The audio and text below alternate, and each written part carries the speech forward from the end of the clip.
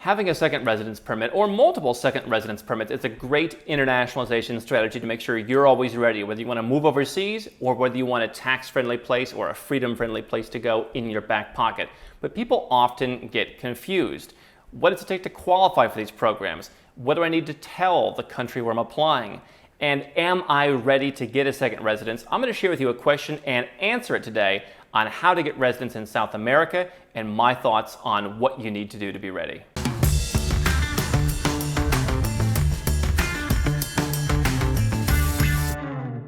Hi, I'm Andrew Henderson. I'm the author of this book and the founder of Nomad Capitalist, where we help 7- and 8-figure entrepreneurs and investors legally go where you're treated best. You can learn more at nomadcapitalist.com. Here's a question from Ryan. He says, Andrew, I'm a crypto trader from the United States, and I want to transition to the nomad lifestyle. I would like to go to South America, but my only worry is getting a residence permit because I'm not running a business yet. I would like to go to South America, but I'm concerned my reasons for leaving the U.S., taxes, new lifestyle, wouldn't be deemed as valid reasons to obtain a residence permit. I would be happy to invest in real estate after living in a country for some time. Now, here's what I would tell Ryan.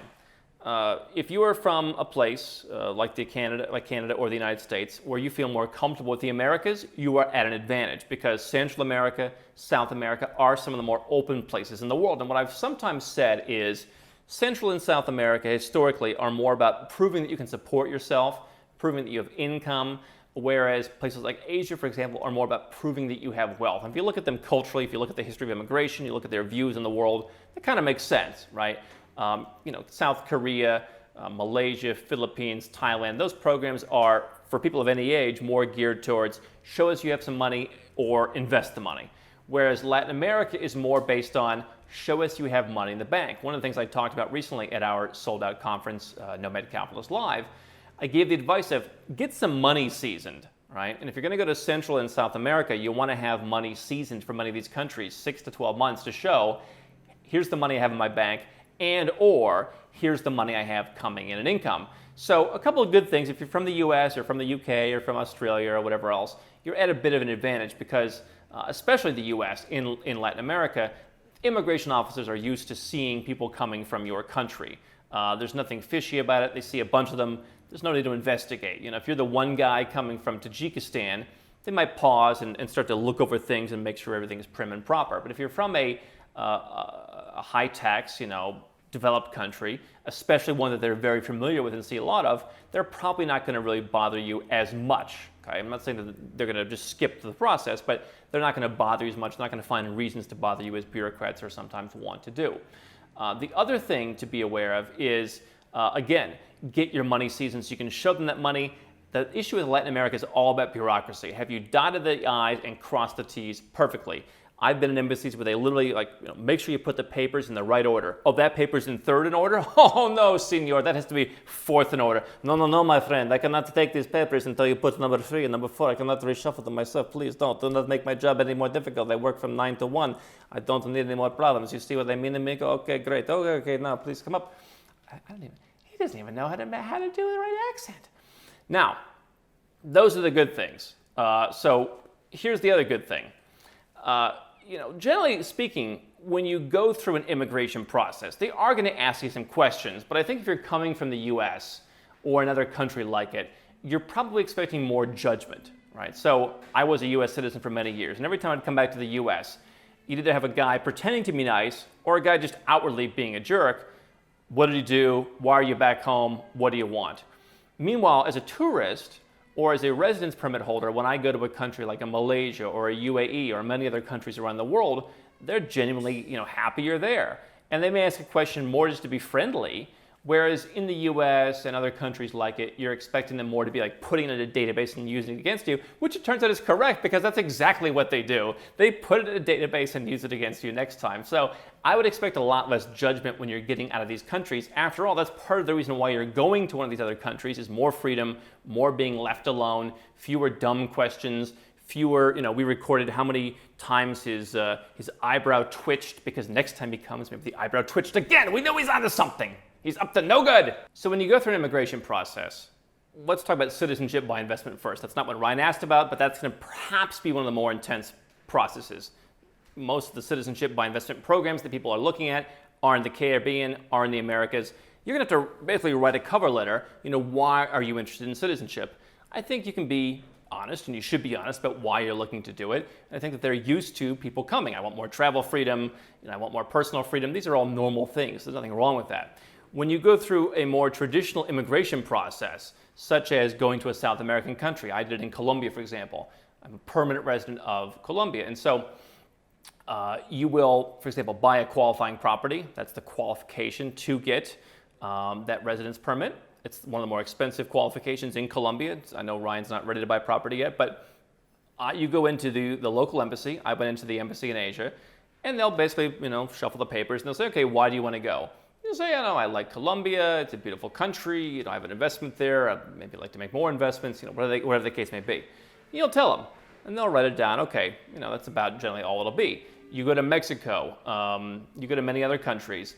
They'll do the same. And it's basically the same process. Okay. So the idea that they're gonna be like Clouseau on top of you, like what's the reason?